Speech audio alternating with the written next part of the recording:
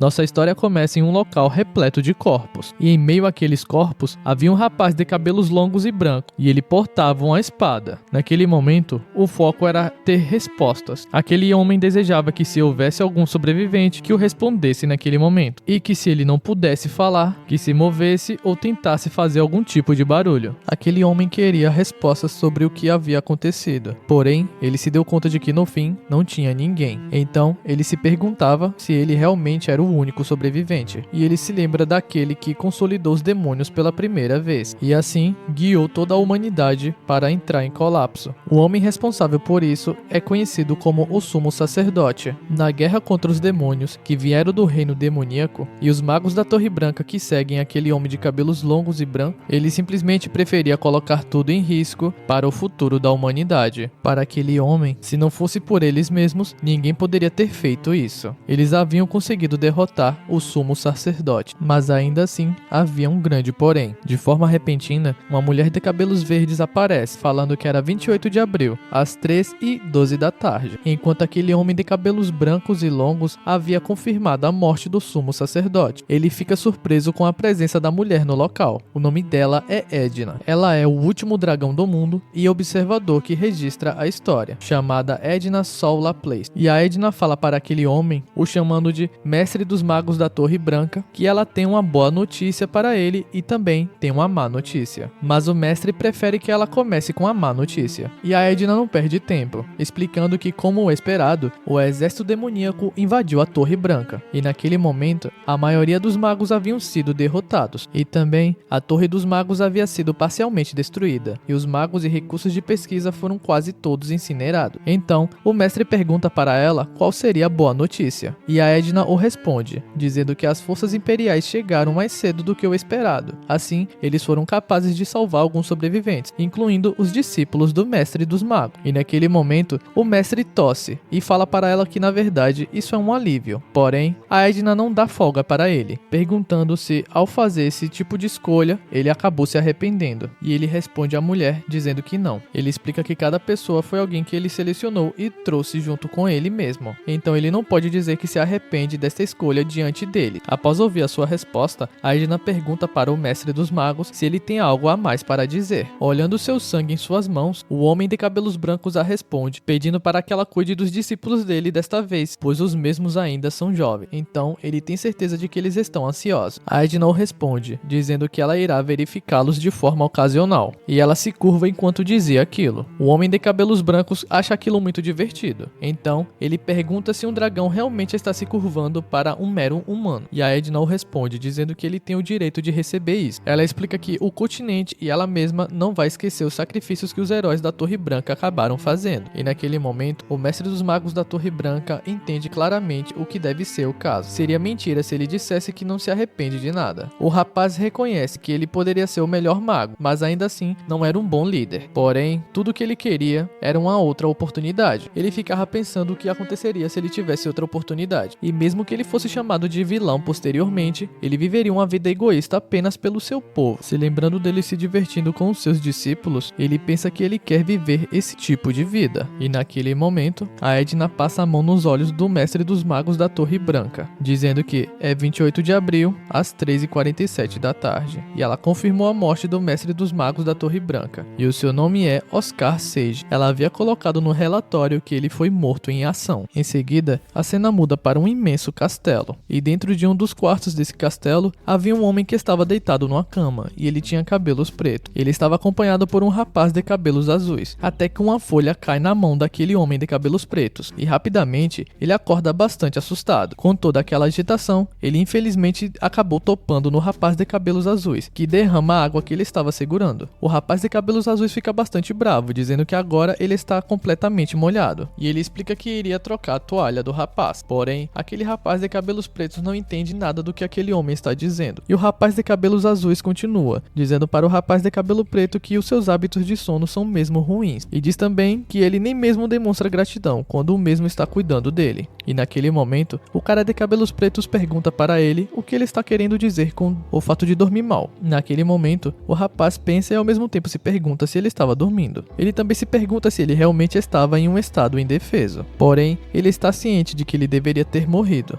naquele momento, ele sente o seu coração e fica em dúvida. Ele queria entender como o coração dele estava naquela forma, pois ele tem certeza que o sumo sacerdote havia perfurado o seu coração. E é nesse momento que é demonstrado que ele na verdade é uma reencarnação. De repente, a porta bate com toda a força, e o cara que havia batido a porta com toda a força aparece, dizendo para o cara de cabelo preto que ele finalmente havia acordado. E bastante preocupado, enquanto o cara de cabelos claros parecia pegar fogo, o rapaz de cabelos azuis pede para que ele tenha calma, pois não faz nem 5 minutos que ele havia acordado. Porém, aquele homem estava domado pela fúria, e fala para o rapaz de cabelos azuis que se chama Frank que saísse de seu caminho, pois ele iria dar uma bela surra naquele rapaz de cabelos pretos. Porém, o reencarnado mestre dos magos faz uma pergunta que faz os dois ficarem um pouco surpresos. Ele pergunta como ele está vivo, e o cara loiro fica um pouco surpreso naquele momento e se dá conta, dizendo que realmente é fascinante que ele esteja vivo. Naquele momento, o cara de cabelos pretos fala que, ao julgar pelo rosto daquele cara loiro, ele seria um mago da Torre Branca. Então, ele queria que o cara loiro explicasse para ele a situação atual em detalhes. Mas o Frank fica um pouco surpreso naquele momento, perguntando o que está acontecendo ali. E o cara loiro fica bastante revoltado, ouvindo o cara de cabelo preto falando daquela forma, e pergunta se ele realmente está falando sobre explicar alguma coisa. Ele fica revoltado ao ponto dos seus olhos ficarem pegando fogo. E se preparando para dar um tapa no rosto do cara de cabelo preto, o cara loiro fala que ele está completamente perdido, e acha que na verdade ele deveria estar refletindo e implorando agora. E o mestre dos magos, que havia acabado de reencarnar naquele momento, pensa e ao mesmo tempo se pergunta se aquilo realmente era um ataque. Ele se perguntava se aquele é um assassino que os demônios haviam plantado dentro da Torre dos Magos. E rapidamente, naquele momento, ele usa uma habilidade chamada Escudo de Vento. O reencarnado acha que aquele cara loiro é de baixo nível, e ele deveria pensar muito bem antes de agir. Naquele momento, o cara loiro para a sua mão, mas o reencarnado é surpreendido. Vendo o efeito que aquilo causou, ele pensa e ao mesmo tempo se pergunta que tipo de mágica patética é essa. Então, o cara loiro fala para ele que essa mágica foi muito boa, e se dá conta de que o cara de cabelo preto não ficou apenas brincando todo esse tempo. Ele dá as costas para o reencarnado e o Frank, dizendo que ele vai adiar a ação disciplinar sobre o desfalque de taxas de pesquisa, e ele só pedia que aquele cara de cabelo preto recuperasse a sua consciência por agora, e o Frank deixa claro para ele que poderia ficar tranquilo quanto a isso. E após aquele cara loiro sair, o Frank pergunta para o protagonista se ele está ficando louco, enquanto o rapaz de cabelos pretos estava com sua mão trêmula. Ele pensa e ao mesmo tempo se pergunta como aquele escudo de vento havia desaparecido no momento que ele usou. Então, ele queria saber por quanto tempo ele havia dormido. E o Frank continua, dizendo para o rapaz de cabelo preto que ele já sabe como é a personalidade do ancião Maxine, e ele acha que o cara de cabelo preto foi um pouco desajeitado nesse momento, não tendo bons modos. Enquanto isso, o reencarnado pensa, com suas mãos tremendo ainda, que os seus circuitos de mana, a quantidade de mana e a pureza de mana são todos ruins. Então, ele queria saber se aquele realmente é o seu corpo. Afinal, ele não tinha visto o seu reflexo ainda. Tudo o que ele queria saber agora era o que aconteceu com o corpo dele. Então, ele pergunta para o Frank que dia é hoje, e o Frank o responde dizendo que é dia 21 de setembro. Naquele momento, o protagonista pergunta para o Frank se ele acabou dormindo por 5 meses, mas o Frank fica confuso com essa pergunta, e então pergunta para o rapaz de cabelo preto do que ele está falando, e fala que na verdade ele apenas dormiu por um dia. Naquele momento, o reencarnado fala para o Frank que tanto faz, e pede para que o mesmo ligue para Lloyd, e se ele não estiver lá, que ele ligasse para Gilly ou para Sasha, pois ele vai ouvir a situação exata deles. Não compreendendo o motivo do cara de cabelo preto estar falando aquilo, o Frank deixa claro que ele deveria esquecer os traidores, e também ele pergunta o motivo do cara de cabelo preto estar falando da torre como se fosse o mestre dela. Parecia algo informal demais para ele, e naquele momento, o cara de cabelo preto pergunta o que o Frank quis dizer com traidores, e o Frank o responde, perguntando se ele também esqueceu disso. Para o Frank, isso parecia ser algum tipo de efeito colateral, e ele continua, explicando que o Lloyd Schultz abandonou a Torre Branca e se tornou um discípulo do mestre da Torre Vermelha, e o Gillet Dominique roubou e acabou fugindo com um livro de magia de alto nível. Naquele momento, o cara de cabelo preto fica muito surpreso, perguntando para o Frank como ele é capaz de falar uma blasfêmia como essa. Porém, ele fica surpreso, olhando para o Frank, ele se dá conta de que não há nenhum tremor no ar ao redor dele. Então ele tem certeza que o Frank não está mentindo agora. Nisso, ele pergunta se então Sasha é o mago mestre da torre, e o Frank fala para ele que o Sasha é incrível. Então, o cara de cabelos pretos pergunta como uma criança de 5 anos pode se tornar o mestre da torre, e naquele momento, o Frank ficava se lamentando pelo fato dele ter 20 anos e não sair do lugar. E naquele momento, o reencarnado pensa que, sim, Sim, há alguns que têm uma imaginação incrível, mas ele perguntava para si mesmo o motivo dele estar ficando tão bravo com um jovem. O Oscar Sage não estava com muita paciência, porém, para uma fabricação, ele acha que aquilo era bem natural, até que ele vê o seu reflexo e fica completamente em choque naquele momento, tocando no seu próprio rosto. Ele só queria saber quem diabos era aquele que ele estava vendo pelo reflexo, e após um certo tempo ele conseguiu colocar sua mente no devido lugar. Ele falava para si mesmo que não conseguia acreditar mesmo depois de ver a si mesmo. Então, isso foi há 20 anos depois que ele havia morrido, e ele acha que aquele lugar havia se desenvolvido muito. No fim, ele viu que aquelas coisas brilhantes que ele estava vendo na rua era o que eles chamavam de luz pública, e aquela coisa de metal que tinha rodas e ficava caminhando para lá e para cá era um carro. E isso tudo estava acontecendo graças à revolução da engenharia mágica. E ele acha que o seu pessoal teria adorado ver isso. Mesmo quando o mundo estava desmoronando, restava apenas aqueles com olhos que não tinham desistido de tudo. E naquele momento, o Oscar acredita que ele deveria organizar tudo o que ele aprendeu sobre o dono daquele corpo. Agora, ele se chamava Oscar Crucian. Ele estava no corpo de um rapaz que foi acolhido pela Torre Branca aos 10 anos, e agora ele tem 20 anos. E ele é um mago de nível 1, que era de uma família nobre que acabou caindo. Mas tem um problema, ele é terrível como mago. Afinal, ele está no nível 1 aos 20 anos. Como resultado, talvez ele se sentisse pressionado, mas ele desviou fundos de pesquisa para comprar um elixir legal, e depois de tomar, ele acabou desmaiando. O que até faz sentido, pois se ele tivesse resultado, acabaria aumentando a sua quantidade de mana várias vezes. Mas se ele falhasse, sua vida poderia estar em perigo, e é por isso que é algo ilegal. Frank também havia dito que ele ficou inconsciente o dia todo depois de tomar isso, mas o Oscar prefere pensar que, com sinceridade, o Oscar prefere imaginar que aquele cara já estava morto após ter uma explosão de mana. E nisso, ele acaba sendo surpreendido. Ele começa a exalar mana pelas suas mãos, então ele pergunta para si mesmo o que está acontecendo, pois ele acha que aquele corpo tem mana demais para um mago de nível 1, e a maior parte é a mana pura que ainda não foi refinada, e tudo isso foi obtido com aquele elixir barato e legal. Agora só imagina se o Oscar estivesse no nosso mundo e visse que as pessoas fazem academia e usam algo chamado e de forma repentina, um líquido preto pinga da ponta de seu dedo, e naquele momento ele pergunta para si mesmo se aquilo é algum tipo de veneno, e a dúvida que ele tinha agora era o motivo de ter veneno no corpo dele, até que ao pensar um pouco, ele acabou entendendo toda a situação. Primeiramente, aquele elixir legal definitivamente não foi uma farsa.